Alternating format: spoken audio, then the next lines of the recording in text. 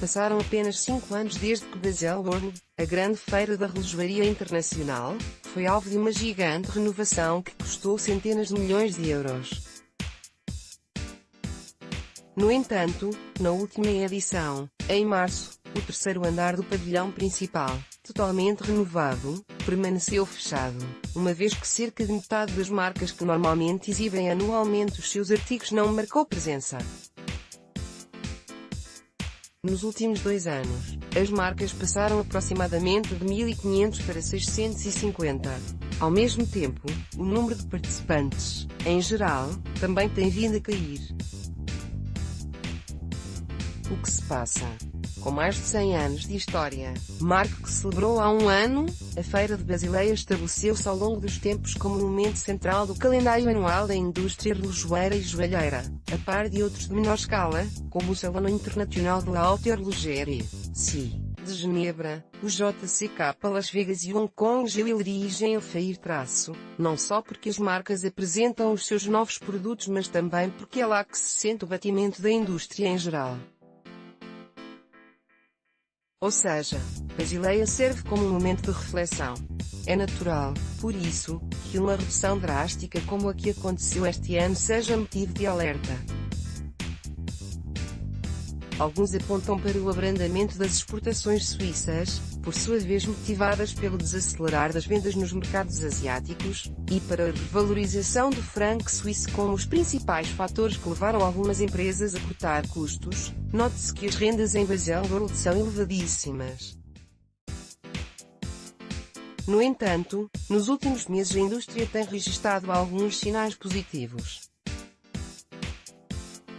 A nível global, as exportações suíças estão numa rota de crescimento desde março de 2017, depois de um período de cerca de 2 anos de quedas sucessivas. No ano passado atingiram 19,9 mil milhões de francos suíços, cerca de 16,7 mil milhões de euros, um aumento de 2,7% face ao ano anterior, de acordo com um relatório da Fédération de l'Industrie Horlogère Suisse.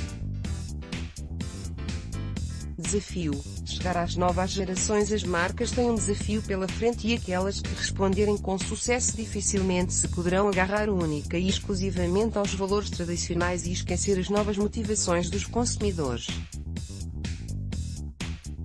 Um dos maiores desafios que a indústria enfrenta agora é fazer com que uma nova geração compre relógios tradicionais.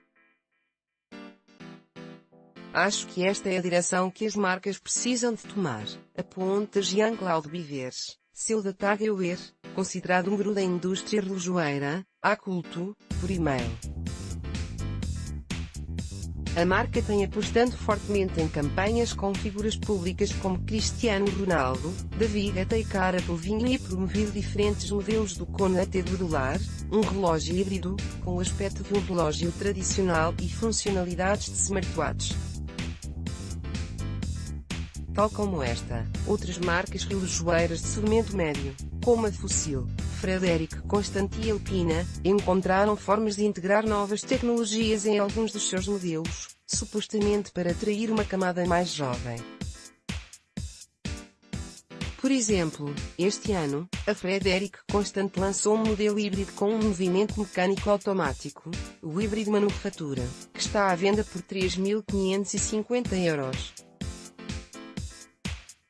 Estevão Lucena, diretor-geral da Torres Joalheiros, comenta que atualmente o público mais novo, ainda na casa dos 20 anos, procura um relógio que se ligue à internet. Caso contrário, não usa relógio, atira. Esta camada procura relógios mais práticos, para o dia a dia, mesmo tendo poder de compra, explica, acrescentando ainda que o relógio, nesta faixa etária, não é prioritário e que a alta relojoaria se associa a uma fase mais avançada de idade, de carreira. O nosso público, em termos gerais, é cada vez mais jovem, indica. Por outro lado, David Kulinski, responsável de desenvolvimento de negócios da boutique dos relógios. Isto porque, explica, as marcas, Nos últimos 3 anos, concentraram os esforços e, há 3 anos recebiam um briefing das marcas para investirmos 90% em imprensa tradicional. Hoje em dia, na maioria dos casos, é metade online. Continua. As marcas começaram a ver para onde o poder de compra se estava a orientar e a pensar a longo prazo. Talvez o principal passo, comenta, tenha sido passar a pensar nas suas estratégias numa ótica de omnicanal, um modelo que unifica as várias formas de marketing e retalho, criando uma experiência uniforme.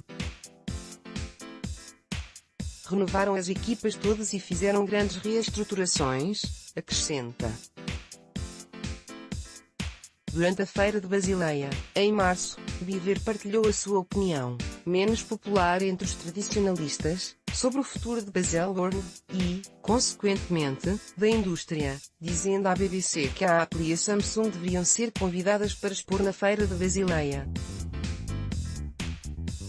Convém ressalvar, no entanto, que a Samsung já esteve presente em 2017, para apresentar o relógio Gear S3. A declaração de Biver é algo que fará alguns torcer o nariz, mas, explica a Culto, iria definitivamente impulsionar a indústria, trazendo mais jovens a visitar a feira e os outros expositores. Para mais, sublinha, o Apple Watch é um relógio. É uma pulseira que nos dá informação, horas, minutos, dia. Além de captar a atenção das próximas gerações, as marcas de relojoaria têm pela frente o desafio de as convencer de que a sua proposta, a da tradição, do investimento, da mostria dos artesãos suíços, em suma, do som e SMAD, ainda é relevante. Se a indústria relojoeira suíça já recuperou de uma crise como a do quartzo, no final dos anos 1970/início dos 1980, quando os relógios japoneses mais baratos tornaram-se supérfluos os movimentos mecânicos, convencendo o público de que os relógios mecânicos têm um valor que vai além da sua capacidade de dar o tempo, então há razões para crer que também poderá dar resposta às inovações de qualquer smartwatch. Mas para isso têm de saber falar para os públicos mais novos, têm de educar a próxima geração acerca da história e das coisas com as quais querem que esta se apaixone, resume John Biggs, editor de aristotelesreview.com, no texto Os relojoeiros em 2018, na Feira de Basileia, parecem decididamente mais focados em atrair clientes mais jovens a nível mundial com materiais sustentáveis, preços acessíveis, design moderno, com a marca visível, e características mais tecnológicas, escreve Jania Rins na Quartzi. Um funcionário de uma marca suíça começou mesmo uma frase com: "Agora que queremos saber da próxima geração, brinca." A Apple e o futuro dos smartwatches com o objetivo também de apelar a consumidores mais novos. As marcas de alta relojoaria começaram, de acordo com David Polinsky, a travar os sucessivos aumentos de preços que aconteceram durante alguns anos e a assegurar produtos de categorias de entrada. As marcas estão a pensar nos próximos 10 anos. Não é porque agora não estão em queda que não têm de começar a pensar nos millennials, acrescenta. Estevão Lucena lembra que, em termos gerais, o consumidor está mais atento e mais exigente. Continua a olhar para a compra de uma peça de alta relojoaria como um investimento, mas quer saber porque é que aquele relógio custa 20.000 euros, exemplifica. Na guerra pelo pulso do consumidor há um outro fator a ter em conta. É que, como acontece com tantos outros produtos da Apple, o Apple Watch, que ainda só vai na terceira geração, irá provavelmente evoluir rapidamente para muito mais do que é hoje. E quem diz o Apple Watch diz o segmento em geral.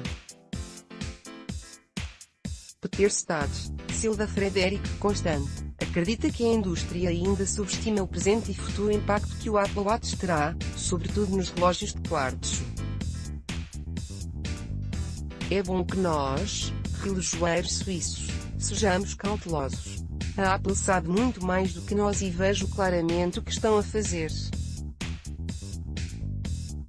vão entrar mais a fundo nesta área, encontrando novas formas de informar as pessoas acerca das suas condições de saúde, diz a Bloomberg. A Apple anunciou a primeira versão do Apple Watch no final de 2014, lançando-o na primavera do ano seguinte. Apesar de não ser visto como um sucesso estrondoso, o Apple Watch não pode ser descrito como menos do que um êxito a nível de vendas. De acordo com projeções das analistas Canalys e IDC, em 2017 foram vendidos 18 milhões de unidades, um aumento de 50% face ao ano anterior, sendo que no último trimestre do ano a marca terá atingido o impressionante número de 8 milhões de unidades vendidas, mais dos que toda a indústria suíça junta, no mesmo período de tempo. Ao contrário do que faz, por exemplo, com o iPhone, a Apple não anuncia números concretos sobre o Apple Watch, falando antes do wearables em geral. No entanto, o CEO Tim Cook disse em fevereiro que a categoria já se aproxima-se de uma empresa digna de entrada na lista Fortune 400, o que, tendo em conta a última empresa nesta lista, sugere que os wearables da Apple poderão gerar receitas na ordem dos 6,7 mil milhões de dólares. Claro que os valores das unidades vendidas estão longe de traduzir os valores reais. Convém lembrar que o grosso do valor da indústria está concentrado em poucas marcas top de gama, como a Rolex e a Patek Philippe. Apesar de não revelarem dados, de acordo com a Bloomberg, os números de analistas suíços estimam que a Rolex tenha vendas anuais na ordem dos 4,5 mil milhões de dólares, aproximadamente 3,8 mil milhões de euros. O que as unidades indicam, porém, é uma conquista em número de pulsos. Não há dúvida de que o sucesso do Apple Watch, que ainda é debatido por aqueles interessados em análises superficiais, a par com o barulho criado pelas várias marcas à volta da performance dos seus smartwatches, revolucionou completamente as preferências no mercado e modificou grandemente as decisões que fazemos em relação àquilo que usamos no pulso, escreveu na Forbes Henrique Gans, especialista em disrupção, em maio do ano passado. Um novo tipo de feira. Durante a Feira de Basileia correu o boato de que a próxima edição, a de 2019, seria a última. Não passará, presumivelmente, de um rumor exagerado, que, segundo consta, terá vindo da boca de um ou mais taxistas, aqueles que sabem sempre as notícias primeiro, escreve a Bloomberg. Aquilo que parece mais consensual entre os diferentes profissionais é que o Feira de Basileia não poderá manter-se igual. Antigamente ia-se a Basileia fazer as compras do ano. Hoje em dia, a visita mensal das marcas aos mercados é, a prática, mais frequente. Basileia já não tem o mesmo peso, explica Estevão Lucena, que duvida de que a feira acabe dada a sua dimensão, mas acredita que há de reinventar-se. Subscreva gratuitamente as newsletters e receba o melhor da atualidade e os trabalhos mais profundos do público. Subscrever por enquanto, continua a ser este ponto de encontro anual para a indústria relojoeira. Tive tanto que fazer, em Baselworld, como em anos anteriores, garante David Kulinski. Os players que dominam o mercado continuam lá. Há marcas para as quais o enorme investimento em Basileia já não faz sentido, como é o caso do Grupo Movado, que inclui os relógios Edel, Hugo Boss e Lacoste, que, este ano, apresentou as suas novidades num acontecimento próprio, em Davos, e da Hermès, que trocou Baselworld pela Si. No entanto, convém ter em conta que grande parte das empresas que deixaram de apresentar este ano em Basileia são operadores de menor escala, como fornecedores de componentes de relógios e joalharia, produtores de packaging e especialistas em maquinaria, aponta o Financial Times, com os rumores sobre o futuro da feira a circular. O consenso entre executivos de relógios suíços é que o destino na feira se resume àqueles que são conhecidos como os grandes 5 expositores, escreve a Bloomberg, referindo-se à Rolex, Patek Philippe, Grupo Swatch, Choparv, e Grupo LVMH, que inclui a Bulgari, Paguer, o Lot Antonid e a tira Jean-Claude Biggers, citado pelo mesmo meio. Ninguém quer ser conhecido como a marca que matou Basil Baruch.